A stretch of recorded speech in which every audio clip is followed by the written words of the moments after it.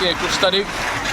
আমরা সকাল সকাল আমাদের এই যে গেমন সেতু, এখানে আমরা দাঁড়িয়ে আছি। আমার সঙ্গে আছেন সুরজিৎ পাল মহাশয়, তরুণতলী বিশিষ্ট ব্যবসায়ী।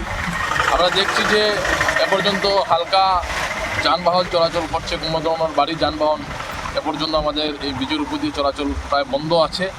আমরা চাইছি যে অতি সত্বর যাতে ব্রিজটা সংস্কার হয় এবং এখানে যে বিকল্প ব্যবস্থা যেটা করা হয়েছে, যে মানুষ আসা যাওয়ার যেটা ব্যবস্থা করা হয়েছে, ফেরি দেওয়া হয়েছে, আমি মনে করি সেটা পর্যাপ্ত নয়। পর্যাপ্ত ব্যবস্থা নেওয়ার প্রয়োজন ছিল। এবং যে রাস্তার যেটা আছে আপনার কালাইন শিলচর যেগুলো সড়ক যেটা আছে বেহাল অবস্থা আপনারা জানেন। এবং আপনারা জানেন যে গণিগ্রাম হয়ে যেটা রাস্তা আছে সেই রাস্তাও কিন্তু এ পর্যন্ত খুব বেশি ভালো অবস্থাতে নাই, আমরা জানি।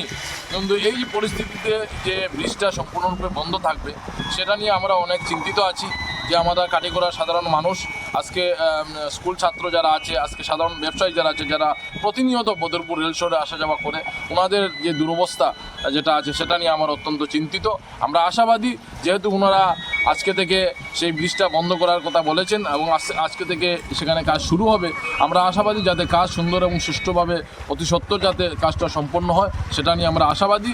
এবং আমরা আশা রাখছি যে কাটিগড়ার মানুষও সবাই মিলে সহযোগিতা করবেন যাতে অতি সত্বর যাতে ব্রিজটা কমপ্লিট করা।